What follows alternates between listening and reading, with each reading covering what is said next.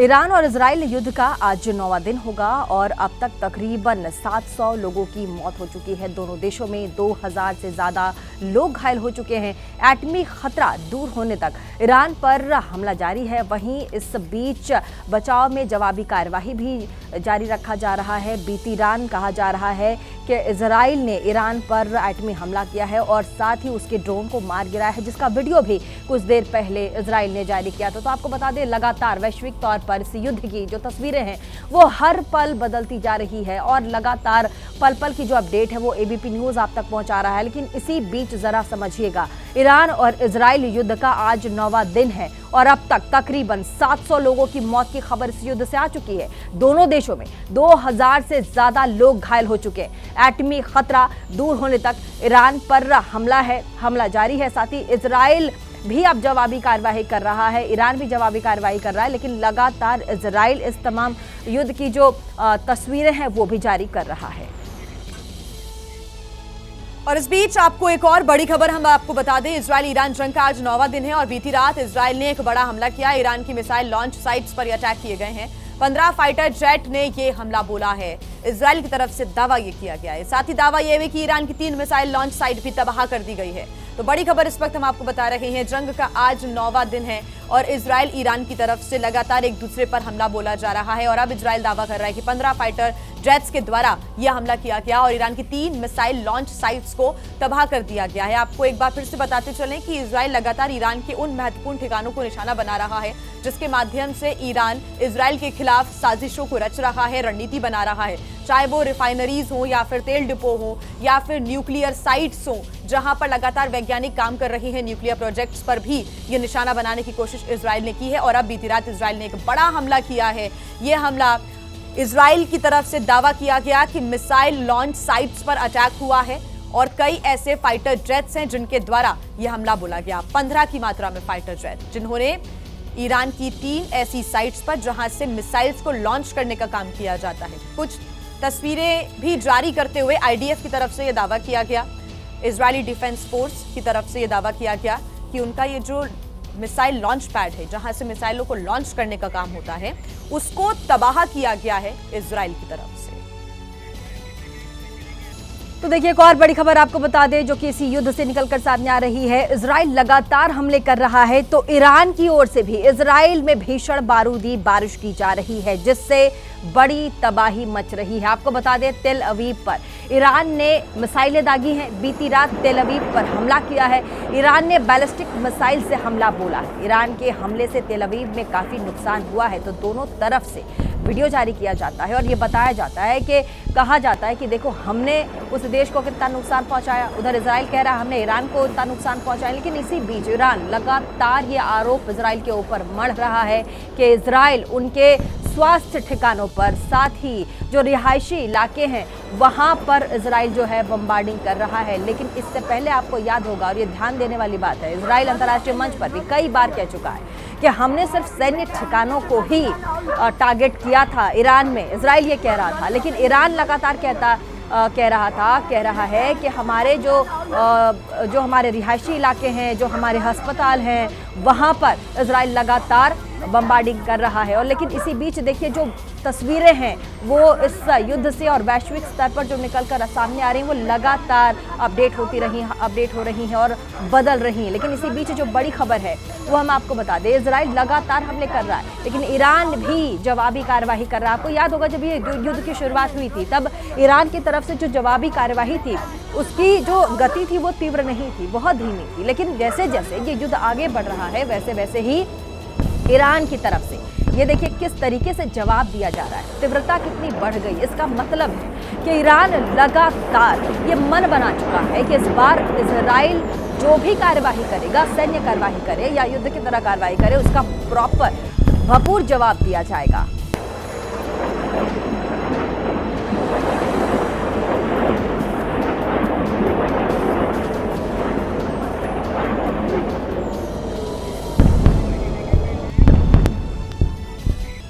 तो तो लगातार इजरायल और ईरान में जंग जारी है। 9 दिन से भीषण बारूदी वार पलटवार चल रहा है और इस बीच अमेरिकी राष्ट्रपति डोनाल्ड ट्रंप का एक बहुत बड़ा बयान सामने आया है, जिसके बाद कई तरह के कयास लगाने शुरू कर दिए गए हैं। इजरायल को लेकर डोनाल्ड ट्रंप का एक बहुत बड़ा बयान आपको हम बता रहे हैं। इजरायल के पास अंडरग्राउंड हमले की क्षमता नहीं है, अमेरिकी राष्ट्रपति का कहना है। एटमी ठिकाने अकेले तबाह नहीं कर सकता है इजरायल। इजरायल के पास बहुत सीमित क्षमता है, ये डोनाल्ड ट्रंप कह रहे हैं। एक बड़ा बयान उन्होंने दिया है। इस पूरे जंग के बीच अमेरिकी राष्ट्रपति डोनाल्ड ट्रंप की एक बहुत महत्वपूर्ण भूमिका है और इस बीच इजरायल को लेकर उन्होंने ये बड़ी बात कही।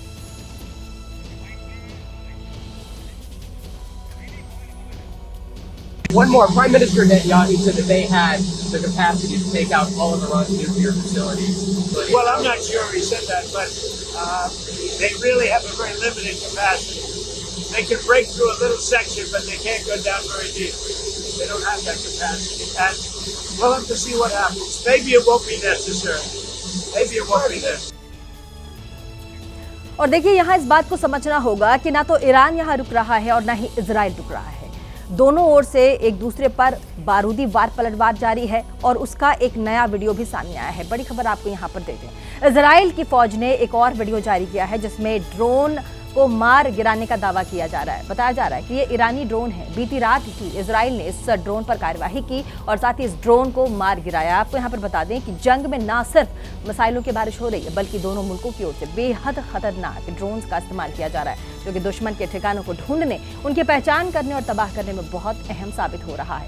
इजराइल का दावा है कि बीती रात ईरान की ओर से ड्रोन की एक और बड़ी खेप इजराइल पर हमले के लिए लॉन्च की गई है, लेकिन इजरायली फौज ने उन्हें हवा में ही मार गिराया, हवा में ही तबाह कर दिया और ये वीडियो उसी एक्शन का बताया जा रहा है। तो लगातार दोनों ही देश एक दूसरे के ऊपर सैन्य कार्यवाही कर रहे हैं और अब इजराइल ये कह रहा है कि ईरान ने बैलिस्टिक मिसाइल दागे थे, जिसको हवा में ही इजराइल ने मार गिराया है। साथ ही अब इजराइल ये भी दावा कर रहा है कि बीती रात ईरान की ओर से ड्रोन की एक बड़ी खेप जो है वो इजराइल की ओर बढ़ रहा था ताकि इजराइल पर हमला कर सके, लेकिन उसे हवा में ही मार गिराया गया।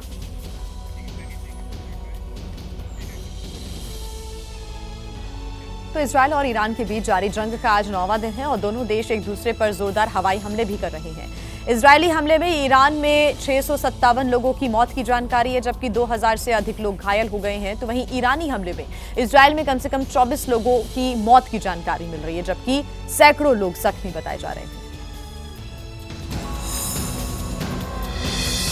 ईरान ने इजराइल के हाइफा शहर को निशाना बनाया। ईरान के मिसाइल अटैक में वहां भारी नुकसान पहुंचा है। कई मंजिलों की इमारत धमाके की जोरदार आवाज के साथ तबाह हो गई। इजरायलियों ने अपने घर की बिल्डिंग में छिपे छिपे हमले का वीडियो रिकॉर्ड किया। हमले के बाद सेफ जगह में खड़ी गाड़ियों के शीशे, हेडलाइट और बाहर की बॉडी टूटी हुई नजर आई। पाइपलाइन फटी तो पानी भी बहने लगा था। बताया गया है कि ईरान का हमला हाइफा शहर की मस्जिद के पास हुआ। रिहायशी इलाके में हुए हमले में कई लोगों के घायल होने की खबर है। The results of the Iranian strategy that the Iranian regime is targeting deliberately civilian population centers. Therefore, you can see that a pure civilian area was hurt here, and specifically in that case a mosque. It's a war crime. This is clear because you cannot target, according to the international law, you cannot target civilian population centers. और देखिए, इस बीच युद्ध के बीच देखिए वैश्विक स्तर पर कैसे जो चीजें हैं वो बदलती हैं, जरा ध्यान दीजिएगा। अमेरिका की धमकी के बाद से शुरू हुआ ईरान का इंतकाम अब भी जारी है। अब ईरान ने इजराइल की राजधानी तेल अवीव से टारगेट हटाकर अब दूसरे शहर को निशाना बनाना शुरू कर दिया है। देखिए, और सबसे बड़ी तबाही उसने दक्षिणी इजराइल के बीरशेबा शहर में मचाई। ईरान की मिसाइलें शहर पर गिरी तो आग की लपटों ने शहर को घेर लिया। नीचे जल रही ये कोई घास फूस नहीं, बल्कि उन इजरायलियों की गाड़ियां हैं जो दफ्तर के बाहर खड़ी थी। अपने एयर डिफेंस सिस्टम पर भरोसा रखने वाली इजराइल की जनता के पास इन जलती हुई गाड़ियों का वीडियो बनाने के अलावा कोई रास्ता बचता नहीं। एक दूसरे बिल्डिंग की छत से लिए गए इस वीडियो में कई गाड़ियां एक साथ जलती हुई नजर आई। मिसाइल हमले के बाद लोगों के आलीशान घर भी तहस नहस हो गए। अच्छी लाइफस्टाइल के साथ जिंदगी जीने वाले इजरायली लोग जंग की विभीषिका झेलने को मजबूर हैं। इजरायली अधिकारियों के मुताबिक कल ईरान की तरफ से भेजी गई सिर्फ 65% मिसाइलों को ही इजरायल ने रोका। बाकी की मिसाइलों की तबाही आपके सामने है। आर पार की लड़ाई में ईरान ने एक ऐसा हथियार निकाल लिया जो दुनिया में प्रतिबंधित है। ईरान ने पहली बार इस जंग में क्लस्टर बॉम्ब का इस्तेमाल किया है। ये बॉम्ब अंधाधुंध हमले के लिए जाना जाता है। ईरान ने इजरायल की ओर से घातक बॉम्ब से अटैक किया। रात होते ही ईरान की मिसाइलों का इजराइल की ओर आना शुरू हो जाता है। एक एक कर धुआं उठती हुई मिसाइलें इजराइल की ओर जाकर वहां तबाही का मंजर पैदा कर रही हैं।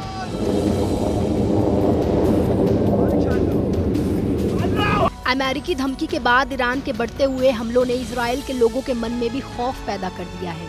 इजरायलियों ने जान बचाने के लिए खुद को मेट्रो स्टेशन में छिपा कर रखा है। हम चिंता के कारण और रात में बजने वाले सायरन के कारण सो नहीं पा रहे हैं। हर बार शेल्टर होम्स की ओर भागना बहुत डरावना है। इजराइल के प्रधानमंत्री भले ही ईरान को मिट्टी में मिलाने की बात कर रहे हों, लेकिन तबाही के निशान देखने गए नेतन्याहू पीछे से आई एक आवाज से ऐसे चौंके मानो हर वक्त उन्हें भी दुश्मन के हमले का डर सता रहा हो।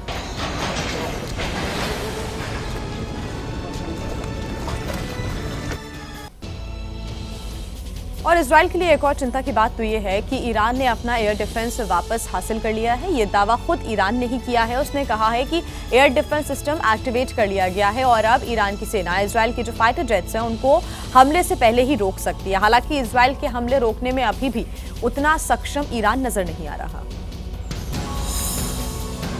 इजराइल मिलिट्री ने ईरान के डिफेंस सिस्टम और लॉन्चर्स पर हमला करने वाला एक वीडियो जारी किया। एक बार फिर उन्होंने ईरान को बड़ा नुकसान पहुंचाने का दावा किया।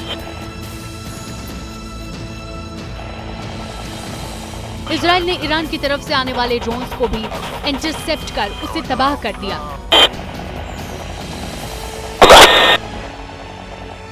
ईरान के ड्रोन्स को तबाह करने का वीडियो सबूत इजराइल के मिलिट्री ने दुनिया के सामने रखा। तेहरान के आसमान में 9000 मीटर ऊंचाई पर ऑपरेशन चलाने वाले इजराइल के पायलट ने अपनी स्ट्रैटेजी दुनिया को बताई। We have done in the first 24 hours is create that environment so that whichever surface-to-air threat we would face, we'd be able to make sure that our side wins.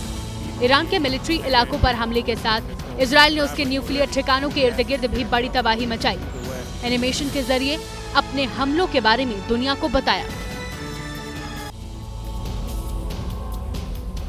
और देखिए इस युद्ध के बीच में कैसे अमेरिकी राष्ट्रपति डोनाल्ड ट्रंप अपने बयान को बार बार बदल रहे हैं, वो जरा गौर से सुनिएगा। अमेरिकी राष्ट्रपति डोनाल्ड ट्रंप ने यहाँ साफ कर दिया कि वो ईरान पर हमला रोकने के लिए इजराइल को नहीं कहेंगे। साथ ही ट्रंप ने ये भी कह दिया है कि इस मामले में यूरोप कुछ नहीं कर सकता।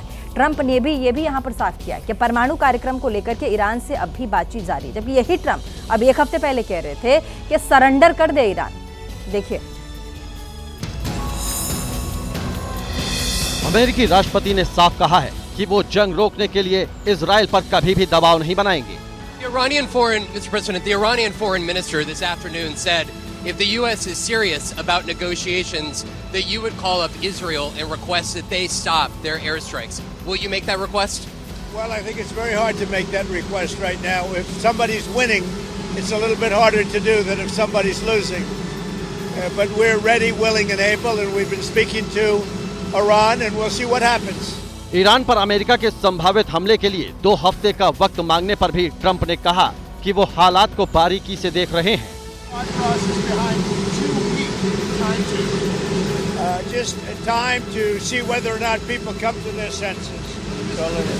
Did the Europeans help at all in talking with the Iranians? No, they didn't help. No. Iran doesn't want to speak to Europe. They want to speak to us. Europe is not going to be able to help in this one. और इस बीच एक बड़ी खबर आई और खबर यह है कि डोनाल्ड ट्रंप का नाम नोबेल शांति पुरस्कार के लिए नॉमिनेट किया गया है। जी हां, बड़ी खबर यह है कि डोनाल्ड ट्रंप का नाम नोबेल शांति पुरस्कार के लिए नॉमिनेट किया गया है। पाकिस्तान ने ट्रंप के नाम की सिफारिश भी की है। पाकिस्तान सरकार ने आधिकारिक बयान भी जारी कर दिया है। पाकिस्तान का कहना है कि भारत पाकिस्तान युद्ध के दौरान ट्रंप की कूटनीतिक पहल और मध्यस्थता ने एक बड़े युद्ध को टालने में मदद की। पाकिस्तानी सरकार ने अपने ऑफिशियल स्टेटमेंट में कहा है कि ट्रंप ने नई दिल्ली और इस्लामाबाद दोनों से बात कर संघर्ष विराम में अहम भूमिका निभाई है। इससे दो न्यूक्लियर ताकत वाले देशों के बीच युद्ध की आशंका टल गई है। तो पाकिस्तान सरकार इसकी सिफारिश भी कर रही है। ट्रंप का जो नाम है वो नोबेल शांति पुरस्कार के लिए नामित किया गया है। नॉमिनेशन ट्रंप का हुआ है नोबेल शांति पुरस्कार के लिए। और एक बड़ी खबर आपको बता दें, क्या डोनाल्ड ट्रंप को नोबेल पीस पुरस्कार मिलने वाला है? पाकिस्तान की ओर से नॉमिनेट किए जाने के बाद यह सवाल पूछा जा रहा है कि हालांकि पाकिस्तान ने भले ही ट्रंप के नाम की सिफारिश कर दी है, लेकिन खुद ट्रंप का मानना है कि वो चाहे जो भी कर लें, उनको ये पुरस्कार नहीं मिलेगा। बड़ी खबर आपको बता दें, नोबेल पुरस्कार की चाहत पर ट्रंप का बयान सामने आ गया है। मैं कुछ भी कर लूं, मुझे नोबेल पुरस्कार नहीं मिलेगा। इसका मतलब है कि राष्ट्रपति डोनाल्ड ट्रंप को, अमेरिका के राष्ट्रपति डोनाल्ड ट्रंप को ये बात पता है और ये बात ये महसूस करते हैं कि वो कुछ भी कर लें, उन्हें शांति पुरस्कार, नोबेल पुरस्कार नहीं मिलने वाला है। और साथ ही आपको बता दें कि आखिर ये क्यों नहीं मिलने वाला है, तो आपको जरा ग्राफिक्स के जरिए भी हम समझा देते हैं। नोबेल की चाहत जो है वो कैसे ट्रंप का जो दर्द है वो छलका रही, जरा समझिएगा। देखिए, कांगो और रवांडा में समझौता करवाया गया, लेकिन मुझे नोबेल शांति पुरस्कार नहीं मिलेगा, ये ट्रंप कह रहे हैं। साथ ही उन्होंने ये भी कहा कि मुझे भारत पाकिस्तान युद्ध रुकवाने के लिए भी नोबेल शांति पुरस्कार नहीं दिया जाएगा। वो मानते हैं कि उन्हें नहीं मिलने वाला। सर्बिया, कोसोवो के बीच युद्ध रुकवाया गया, लेकिन मुझे नोबेल शांति पुरस्कार नहीं दिया जाएगा। मिस्र, यूथोपिया के बीच शांति बनाए रखी, लेकिन मुझे नोबेल शांति पुरस्कार फिर भी नहीं दिया जाएगा। मुझे मिडिल ईस्ट में अब्राहम समझौते के लिए भी नोबेल शांति पुरस्कार नहीं मिलेगा। मैं कुछ भी कर लूं, मुझको फिर भी नोबेल शांति पुरस्कार नहीं मिलने वाला है। रूस, यूक्रेन, ईरान, इजराइल के मामले में भी मुझे नोबेल शांति पुरस्कार नहीं मिलेगा। नतीजा कुछ भी हो, लेकिन लोग जानते हैं मेरे लिए यही काफी है। तो डोनाल्ड ट्रंप ये बहुत बड़ा बयान दे रहे हैं। उनको ये पता है कि वो कुछ भी कर ले, उन्हें शांति पुरस्कार नहीं मिलने वाला। ईरान में फंसे भारतीयों का रेस्क्यू अब भी जारी है। ईरान से भारतीयों का जत्था, जो दूसरा जत्था है, वो भारत आ चुका है। ऑपरेशन सिंधु के तहत वापस लाए गए दूसरे जत्थे में 290 ईरानी लोग लौटे हैं। अब तक कुल 400 भारतीयों का रेस्क्यू कर लिया गया है। तो लगातार देखिए, जो ये भारतीय नागरिक है, जिनके परिवार वाले इस देश में रहते हैं, भारत में, वो लगातार सरकार से गुहार लगा रहे थे कि हमारे देश, हमारे जो लोग हैं वो ईरान और इजराइल में फंसे हैं, उन्हें वापस लेकर आइए। हमारे बच्चे वहां पढ़ने गए, उन्हें वापस लेकर आइए। और इसी बीच जो भारत सरकार है, उसने ऑपरेशन सिंधु चलाकर देखिए तमाम जो लोग हैं उसको लेकर उनकी वतन वापसी करवाई। और कैसे लोग खुशी खुशी अपने परिवार वालों से मिल रहे हैं और बार बार मोदी, प्रधानमंत्री नरेंद्र मोदी का शुक्रिया कर रहे हैं। लेकिन लगातार आपको बता दें कि 400 लोग इस रेस्क्यू ऑपरेशन में फिलहाल अभी तक वापस बुलाए गए हैं और ये जो ऑपरेशन सिंधु है आगे भी जारी रहेगा। ईरान और इजराइल के बीच चल रही वार के बीच लगातार जो भारतीय हैं उनके आने का सिलसिला भारत सरकार की मदद के बाद शुरू हो चुका है और आज दूसरा जत्था जो भारतीयों का है वो दिल्ली में लैंड कर चुका है और तमाम सारे जो परिजन हैं या फिर उनके रिलेटिव जो हैं वो उन्हें लेने के लिए दिल्ली एयरपोर्ट पर पहुंच चुके हैं। आपका नाम क्या है? उबैद। कौन आ रहा है सर? मेरी बेटी आ रही है तेहरान से। आप कहाँ के रहने वाले हैं सर? दिल्ली मालूम नगर, दिल्ली। बेटी आपकी सर क्या नाम है उसका और वो ईरान में क्या कर रही थी? उमम नाम है, मेडिकल की पढ़ाई कर रही थी, मेडिकल साइंस। हाँ, MBBS कर रही थी, 2nd ईयर उसका कंप्लीट होने जा रहा है। पेपर भी चल रहे थे और अचानक सडनली ये वॉर शुरू हो गई और बच्चे काफ़ी पैनिक हो गए। मगर हमारी गवर्नमेंट, इंडियन गवर्नमेंट ने बहुत बच्चों को मैसेज भेजे ग्रुप पे, आप किसी तरह के पैनिक ना हो, आप हमारे टच में रहें, कोई परेशानी हो हम आपके साथ हैं। और लास्ट 3-4 दिन पहले उन लोगों ने सारे बच्चों को स्टक किया और बसेस के ज़रिए 300-400 किलोमीटर कम एक जगह है वहाँ ले गए और सेफेस्ट जोन में तेहरान से, क्योंकि तेहरान थोड़ा डेंजर जोन हो गया था। वहाँ अच्छा होटल में स्टे कराया, खाने पीने की किसी तरह कोई प्रॉब्लम नहीं, बार बार पूछ रहे थे कोई परेशानी तो नहीं, पैनिक तो नहीं है आप। और आपका संपर्क लगातार एम्बेसी से हो रहा था, बीच में क्या बेटी से आपकी बात हो पा रही थी? बेटी से अभी लास्ट 3-4 डेज से बिल्कुल इंटरनेट बिल्कुल बंद था। इंटरनेशनल कॉल ही वो बच्चे कर रहे थे, 2-3 सेकंड की बात करते थे, हम ठीक हैं, आप परेशान ना हो हम। और अभी भी प्लेन लैंड हुआ तो कॉल आई है बेटे की, डैडी हम लैंड कर गए। हाँ, कैसा महसूस कर रहा है? एक वॉर जोन से निकल कर वापस दिल्ली भारत आ गई है, तो क्या आपका कहना है इस पर, क्या सोचते हैं? सरकार ने जिस तरह से कदम उठाया उस पर आपका क्या कहना है? बहुत शुक्रिया मोदी सरकार, मोदी जी का खास करके उन्होंने और हमारे भारत सरकार का कि इतना बड़ा प्रयास किया और ऐसी जगह से हमारे बच्चों को लेके आए। मेरा नाम ज़ूबिया है, मेरी बेटी उमम मिर्ज़ा है जो आज आ रही है ईरान से। ईरान में मैम कहाँ पे रहती थी? मेन तेहरान में थी, तेहरान से ही आ रही है। क्या कर रही थी आपकी बेटी? MBBS सेकंड ईयर था उसका। कब यहाँ से दिल्ली से जाना हुआ था? वो अभी 2 महीने पहले ही गई थी। अब उनका एग्ज़ाम था तो उन्होंने इस बार मुहर्रम के वहाँ छुट्टियाँ होती हैं तो मना कर दिया था कि मेरा एग्ज़ाम है, मैं इस बार नहीं आ पाऊँगी। लेकिन बीच में एग्ज़ाम छोड़ के अब ऐसी कंडीशन हो गई, आना पड़ रहा। एग्ज़ाम का प्रेशर एक तरफ, दूसरी तरफ वॉर वाली सिचुएशन, आप किस तरह से हैंडल कर रही थी? और क्या आपकी जब बातचीत हुई तो क्या आपकी बातचीत जो है वो क्या होती थी? बातचीत बस यही होती थी कि मम्मी मेरे छत पे जो है मिसाइलें दिख रही हैं। पहली बार उन्हें ऐसा लगा शायद मौसम ख़राब है, बिजली चमक रही है, तारे चल रहे हैं। लेकिन जब पता चला वहाँ की न्यूज़ में कि अटैक हुए हैं तो कोई शब्द ही नहीं है कि क्या वो, बिल्कुल लगा ही नहीं था कि बच्चे बच पाएंगे या दोबारा आ पाएंगे। मुझे लास्ट टाइम जो गई थी वही टाइम याद आ रहा था। वो बच्ची यही कह रही थी मम्मी बहुत याद आएगी। बहुत मुश्किल है उस टाइम का बोलना। 2 महीने पहले आप बता रही हैं गई थी बच्ची, बीच में इस तरह की स्थिति आई, अब वापस दिल्ली में लैंड करे, कितना बड़ा, कितना सुकून भरा पल जो है वो आपके लिए? देखिए, माँ बाप के लिए उससे ज़्यादा सुकून कुछ नहीं हो सकता कि बच्चे एक तरीके से मिसाइलों से निकल के आ रहे हैं मौत के मुंह में से। इससे बड़ी खुशी कुछ नहीं हो सकती और ना कोई माँ बाप ये बयान कर सकते हैं कि हमें कितनी खुशी है। उम्मीद नहीं थी, हमें लगा था शायद अब सब कुछ खत्म है, लेकिन गवर्नमेंट ने बहुत सपोर्ट करा। मैम सबसे पहले अपना आप नाम बता दीजिए। My name is um Mirza. Iran में आप क्या कर रही थी?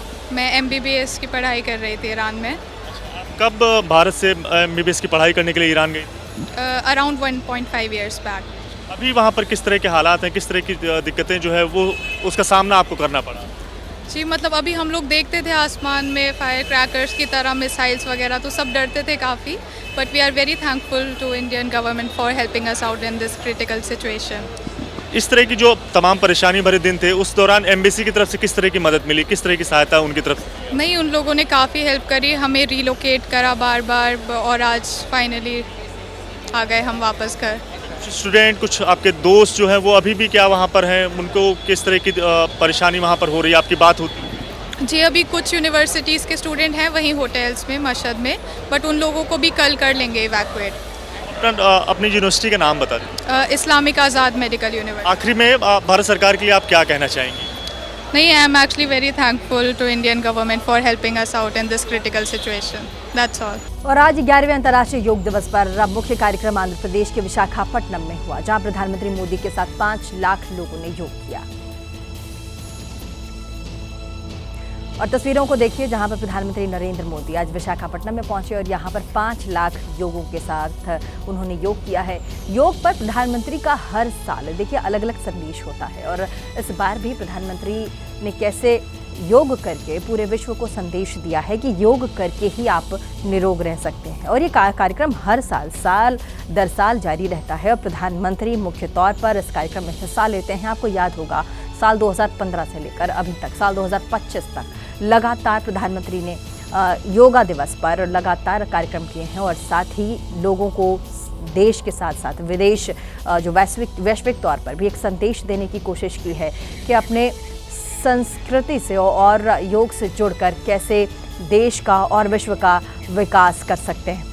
और ये तस्वीरें हम आपको दिखा रहे हैं जहां पर लगातार ये अलग अलग राज्यों की तस्वीरें हैं। साथ ही सबसे पहले देखिए उत्तर प्रदेश में मुख्यमंत्री योगी आदित्यनाथ ने योग किया है। साथ ही नायब सिंह सैनी हरियाणा में योग करते नजर आ रहे हैं। आपको विष्णुदेव साय की हम तस्वीर दिखा रहे हैं छत्तीसगढ़ से। हेमंत बिश्वा शर्मा असम से ये देखिए योग करते नजर आ रहे हैं। साथ ही रेखा गुप्ता दिल्ली के मुख्यमंत्री योग करती नजर आ रही। भजन लाल शर्मा राजस्थान से, भूपेंद्र पटेल गुजरात से, साथ ही चंद्रबाबू नायडू आपको विशाखापट्टनम से योग करते नजर आ रहे हैं। चाहे सिडनी ओपेरा हाउस की सीढ़ियां हो या एवरेस्ट की चोटी हो या फिर समंदर का विस्तार हो, हर जगह से एक ही संदेश आता है, योग सभी का है और सभी के लिए है। दुर्भाग्य से आज पूरी दुनिया किसी न किसी तनाव से गुजर रही है। कितने ही क्षेत्रों में अशांति और अस्थिरता बढ़ रही है। ऐसे में योग से हमें शांति की दिशा मिलती है। Yoga is the pause button that humanity needs to breathe, to balance, to become whole again. और योगा से शांति की दिशा मिलती है, प्रधानमंत्री नरेंद्र मोदी कह रहे थे। लेकिन इसी साल जो थीम है वो योगा फॉर वन अर्थ रहा है, वन हेल्थ दिया गया है। साथ ही आज के अंतर्राष्ट्रीय योग दिवस पर कई केंद्रीय मंत्रियों ने भी योग किया। स्वास्थ्य मंत्री और बीजेपी अध्यक्ष जेपी नड्डा ने भी योग किया। साथ ही रक्षा मंत्री राजनाथ सिंह, विदेश मंत्री एस जयशंकर, कृषि मंत्री शिवराज सिंह चौहान, वहीं कानून राज्य मंत्री अर्जुन राम मेघवाल, शिक्षा मंत्री धर्मेंद्र प्रधान ने योग उत्सव में हिस्सा लिया और इसे बढ़ चढ़कर आगे भी बढ़ाया है।